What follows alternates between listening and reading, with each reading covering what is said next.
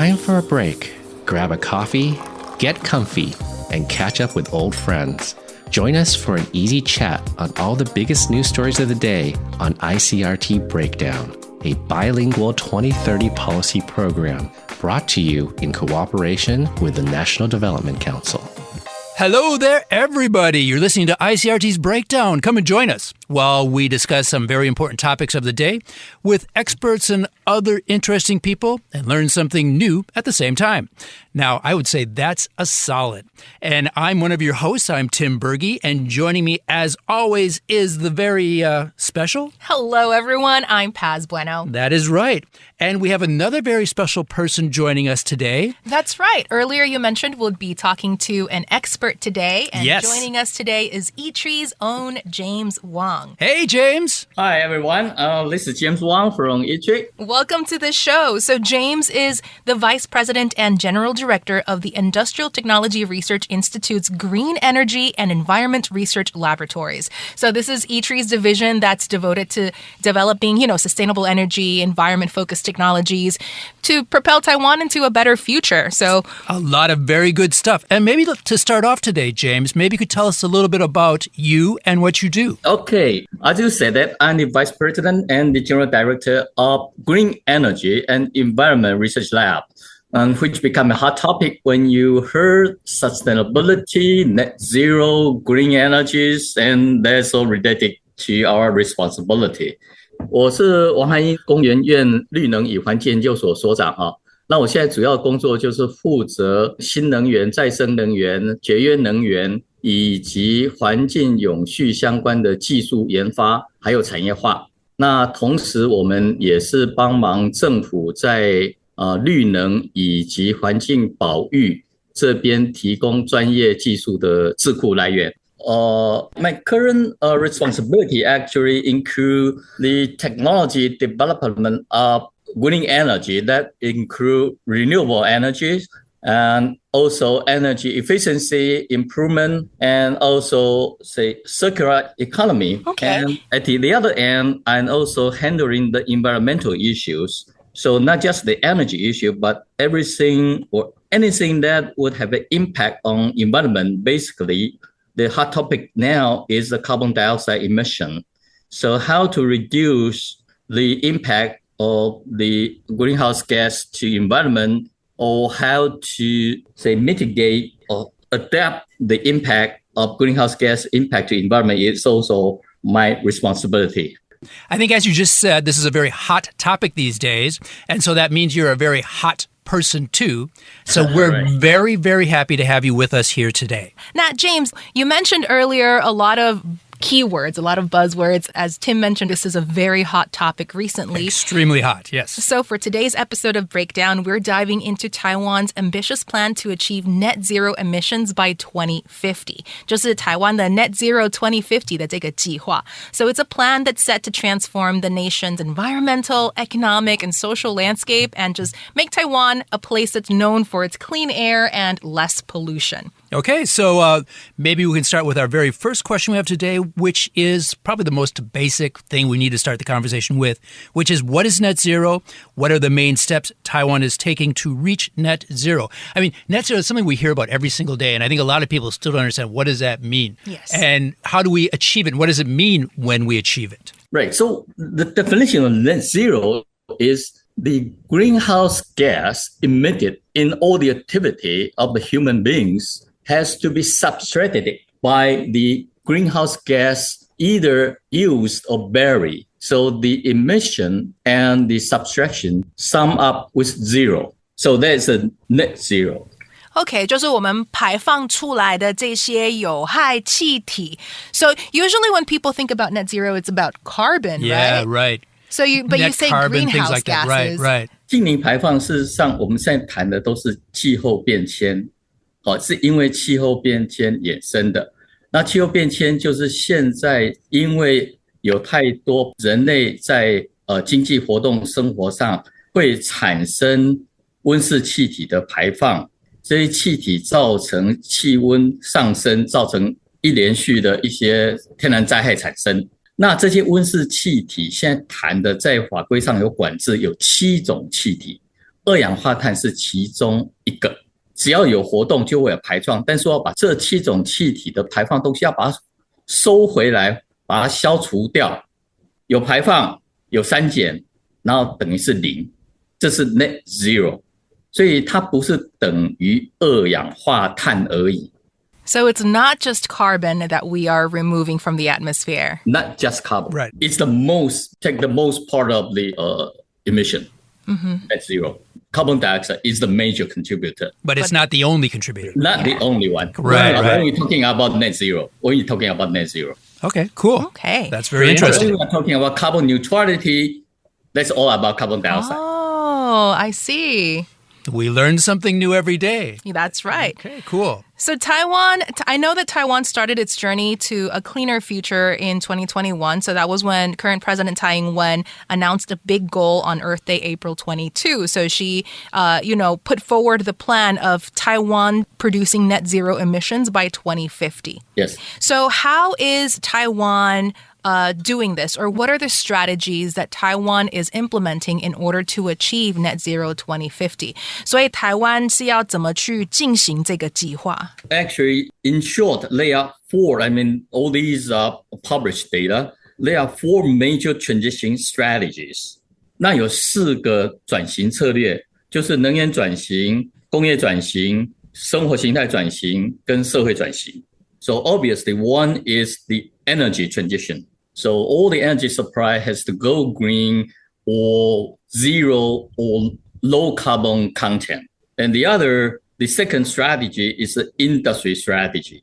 The industry, the process of making goods or provide service need to go green. All the service, all the process need to improve the energy efficiency or use the material, use the resource with least or zero carbon content. And the third strategy is the lifestyle change. So again, what we are living, what we are traveling, and we encourage people to use, zero emission vehicle or use the public transportation instead of personal or high, emission vehicle. That's also part of the lifestyle change strategy. And the fourth one is the social transition stages that would include the social changes, and the social that would include the training and job security and the governance. And all these has to be put together to aim the same direction. We need to go green. We need to produce least carbon dioxide. That is all very interesting, and there's a lot for us to digest right there. But why don't we continue on going forward? And so what are some of the energy changes, industry updates, better living styles, and community efforts which will work together for Taiwan achieving its net zero goals? Right. One is most obvious one is the produce low carbon or zero carbon energy is obviously one of the major goal in Taiwan, to switching from a fossil fuel. And at the same time, you may see a lot of all the industry, all the company claiming that their product are either very low carbon footprint, or they use 100% renewable energy in their plant. 转换成为真正要推动净零我自己转换是有5个面向净零第一个是从供应端，就要是供应零碳或低碳的能源，最主要的。另外一个就是从需求端，需求端是说我们每一个人的需求包含服务或产品，那这个产品跟服务呢要是低碳或零碳的，这需求端。那从供应端到需求端中间有一个制造端，这个制造过程也要让它是最少的碳排或零碳排，所以这里面有很多新的制造技术。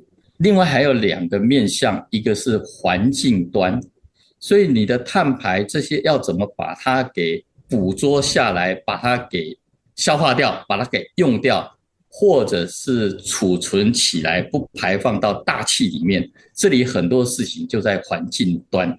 所以最后一个面向我把它叫做 trade 跟 policy，任何的经济活动都需要钱，那这个钱的资金的投放的位置或资金要流到哪里去，是要引导到这个资金要去放款或者贷款给投入做这些近邻的公司或近邻的产业或近邻的消费者。那政府也必须要把供应端、制造端、需求端甚至环境端里面所需要相关的法规，所以我看的就是这5个面向是在推动近邻的时候都必须要去改变的部分，或者是新增加以前没有做的事情。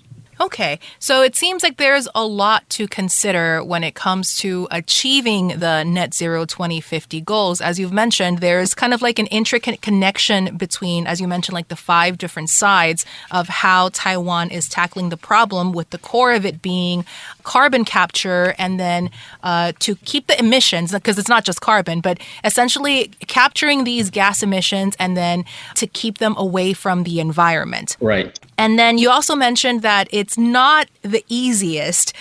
So you've already mentioned some of the challenges, but can you go ahead and detail them a little bit more clearly? So what are the challenges and opportunities that Taiwan faces in using, first, more renewable energy? And what are the challenges that Taiwan has to implement these kinds of technologies? One of the obvious challenges is that we have very limited space in Taiwan. We face a competition of the land use, all the interference of this new machine or new wind farm or new PV.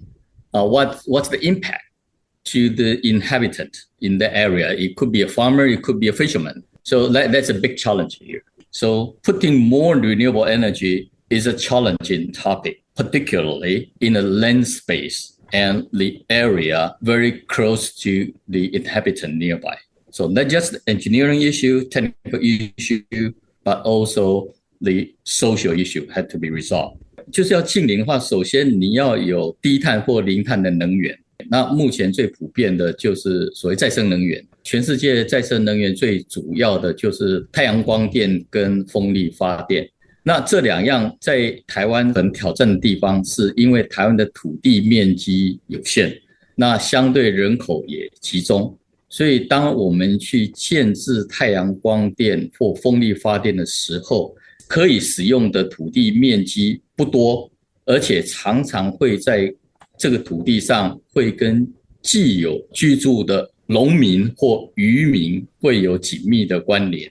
这是我们必须要去克服的问题。I have a quick follow-up question, and I understand Taiwan is small. There's not a lot of room to do different things.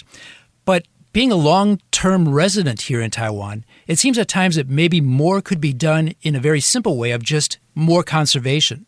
And I see many examples every day where people could do more to reduce the amount of electricity they use, maybe reduce the number of trips they make with their car and stuff like that. And so do you think maybe more should just be done from a very simple point of view like that get people to conserve and maybe use energy more wisely? Yeah, 像我们平民百姓要怎么去帮助台湾? Right, this is a very good point. I mean, if you are talking to general public, what most of people don't care about, no business about the renewable energy, but they can contribute a lot. For example, you can reduce the electricity used in your house. That's a lot. And then you can change your device to high, let's say, energy efficiency, a great refrigerator or air conditioner. There's a lot of things you can do. But one of the points I'd like to mention is you have to know how many electricity, how energy consumed, and also how many carbon dioxide you emit in your daily activity. I put that very important is that if you don't realize how many carbon dioxide you emit in your daily activity, then you really don't know how or where to reduce the carbon emission from your daily activity. For example, carbon footprint. Yeah. So what a regular person could do is just to kind of assess, look at their own everyday life and see how much energy you or your household is spending, and then kind of just making very small changes. But even like all of these small changes in a collective effort can really show some significant results. 所以就是我们平常日常生活可以做的一些小小的动作，其实累积起来也是可以有大大的帮助。What are there any ways that, like, how can one person learn about their own carbon footprint? Like, 如果我自己不会查我自己的 carbon footprint, 我要怎么去 You haven't checked that yet, Paz? I don't know what my carbon footprint is. I don't know either, but what I always try to do is keep my electrical bill, try to get it smaller and smaller each time, which is not always that easy, but I try to find ways, maybe don't run the AC as much and maybe don't run the heater in the winter and things like that. So I think we can all do little things to try and cut it. But yeah, maybe, James, you can give us some better ideas on how we can calculate maybe how we're misusing energy. That's the point. That's exactly the point. You don't have to calculate that. You can see from your electricity bill.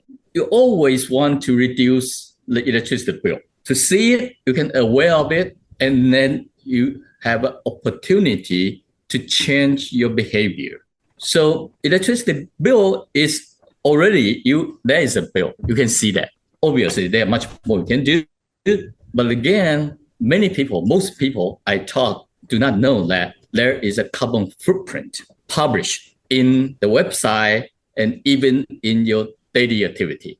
Have you taken a high-speed rail in Taiwan? Yes, absolutely. Yeah. Absolutely. 其实我在很多外面场合对一般人讲，我在研讨会讲请问你们知不知道高铁票后面有写每公里排放多少二氧化碳吗？ Oh, wait, so HSR tickets, I've never, I should probably pay more attention to my HSR ticket. Exactly. Yeah. I only use the app, so I never see any paper ticket. I thought I'm being a good guy by not having a paper ticket. Okay. If you buy a paper ticket, the orange one, the small one there, right? Right. On the back of the ticket, there is a footprint. I never knew that before. Oh, wow, I see. Okay. Essentially, to learn your own carbon footprint is step number 1 is pay attention. Right. So look at your bill, see how much you're paying, and try and keep it as low as possible. Mm-hmm. Right. And then even see, because I imagine, like all of Taiwan is kind of, we're all working towards this unified goal of net zero 2050. So Taiwan does already, like many institutes, provide resources for you to learn about your carbon footprint. 所以其实台湾有很多方法，如果你有去注意的话，其实你可以去学会你自己本身有在排放出多少的碳，然后从这边可以知道说怎么可以慢慢的，就是用一些小小的动作来把它减少。So exactly. So there is a lot of things we can do. I mean, when we are talking to general public, and this is my favorite one to talk about instead of the technicalities, or all these machinery, whatever. Actually, this is my favorite part. Do you know if you drive a car, if you own a car, do you know how many carbon dioxide emit? Tim, you own a car. I know. They're all pointing at me right now because they know I have a car. So tell me the bad news. Okay, I share with you my data. Okay. Drive a RAV4 hybrid, Toyota RAV4 hybrid. So the official data indicate that RAV4 hybrid emit 100.1 gram carbon dioxide per kilometer. Wow. Per kilometer? Per kilometer. Whoa. That's the published data. Okay. So now you have 32 and 100.1. Right. And it's all published. Yeah. So really all we need to do is just pay more attention. I actually know that Taiwan has a website that it's sponsored, I think, by the Ministry of Transportation, where people can research like the safety levels of specific or the more popular car brands that are sold here in Taiwan. And I do know that they actually do show, for example, like what is the average emission of the car as well. So like when you're purchasing the cars, of course you want a safe car, but also a car that can cut down on your own personal carbon footprint. I'm catching the drift there, Paz, and I'll check it out for my car. But just in my defense, I'll have you both know that I always use the economy mode on my vehicle. So to try to get the best miles per, I'm American, so I say miles per gallon, the most kilometers per liter, whatever it is, or most liters per kilometer. I can't figure that one out. But I try to get the best mileage possible. Exactly. So the first step is to show the data to the individual. That's the first step. before we can do anything, before we want to change. I will admit that I've never really paid attention, but because I ride a Gogoro, and like the Gogoro app does tell you, like, hey, this is how much carbon you saved. Yeah. Okay. Because it start adding it up every day now, okay? I'm definitely going to start We'll get a keeping monthly track. inventory. We can compare notes then. Right. Okay, so we should all go home and check out that information. And I think it's important to remember that, Paz, you're just saying, okay, like we're just one person. What can we do? But if we all save a little, there's 23 million of us here in Taiwan. Mm-hmm. So that little bit by 23 million turns into a lot of little bits. Yeah. And so it does add up. Well, I think we've all learned a lot today. Yes. I think maybe Paz and I have learned too much today. we're going to have a lot to discuss. And maybe Paz is going to be giving me some very nasty looks when she figures out how much carbon I'm wasting compared to her. And so I need to change some of my habits, I think. James, you've given us some good information for doing that and making our lives, all of us in our everyday life be more conserving of energy and help Taiwan achieve net zero. 2050. Yes, right. In 2050, right. Yes. And maybe even sooner if we can. But now we get to the fun part of the conversation. And I hope, James, you had time to prepare something, but we have now what we call our pet peeve or cat's meow. Some English language term or expression that we really like or maybe really don't like. And I had some ideas this time for my pet peeve or my cat's meow. And I had some things like tip of the iceberg. I was thinking about conservation stuff and we're all worried about icebergs melting. And then we also have like NIMBY. I'm sure, not in my backyard. Oh, have you heard that expression before? Yeah. Like often, like James was just mentioning that, like with the PV or with like the wind turbines. Yeah, right. People they want them, but not in their backyard. Exactly. But I also thought of another thing, and this is kind of like my cat's meow. I really like this term. And this is to greenwash. And this is something you see a lot today. Maybe a company talks about, how much they're doing to try to save energy. And maybe it's really not that much, but they make it sound like a lot. And they're kind of like greenwashing. It's sort of like the idea of whitewashing. They're trying to make the bad things they do not look so bad, but they're trying to make them look green, to be very environmental. And so I think none of us greenwash, but let's really try to do positive things to be cutting our carbon footprints and saving energy. Right. Paz, what's maybe your term for this time? Mine is a word that James actually mentioned before, and it's carbon footprint. Oh, because I think you were thinking ahead. Wow. I think going into learning to be more environmentally aware, the first step really is to understand what is your household carbon footprint. And even though I've never calculated mine, it is something that, my motive for today's conversation is I wanted to ask you, like, how can we learn about our carbon footprint? And now that I know that information, I am so eager to go and find out. And I'm going to bet, Tim, that mine is lower than yours. I'm afraid now. James, you've really started a battle here, but I think it's a good battle for all of us to have. Thank you very much. Exactly. This is a good battle to start with. So, James, do you have like a cat's meow or a pet peeve that you want to share with us? Oh, right. Maybe like a keyword that you want to share related to the topic. Exactly. Something we should all learn about. Well, actually, the word that stimulate most actually is a carbon footprint. Well, I think that's fine. Both you and Paz have the same word today, carbon footprint. People realize that means something, and not people even know it's already the number, the data is already there. Yeah. Just don't know that. And once I know the number, there's a lot of things I can do. Yes. Without being forced by the other. Yeah. Being self-aware is the most important thing. Right. So I just want to promote this idea as much as I can do to most of the people. The government or some of the company have done a lot. They are volunteer and they are daily enough to publish their carbon footprint in their product or in their service. There are nearly 500 list of carbon footprint in the EPA website. You can check that. The room you stay, emit how many carbon footprint, the credit card you use. Well, there's a lot of things that actually... My credit card uses carbon footprint? It's made out of plastic, Tim. Okay. I didn't think of it that way before. You're right. Yes, one of the bank released their data. The credit card emit 900 gram carbon dioxide. Wow. Another good reason to go digital. Yes. We're moving. We are in the future now. So I believe Paz and I are both heading in that direction. So that's good. Right. So how many carbon dioxide when you drink a Coca-Cola? Yes. Or maybe Paz is a 珍珠奶茶. Better not to know that if you will Coca-Cola.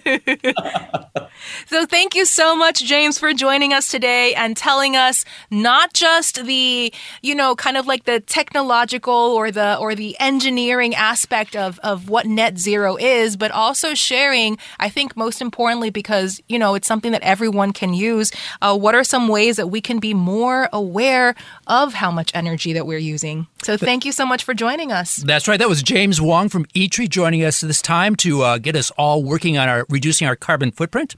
And at the same time, I want to thank everybody for joining us for another episode of ICRT's Breakdown and NDC podcast.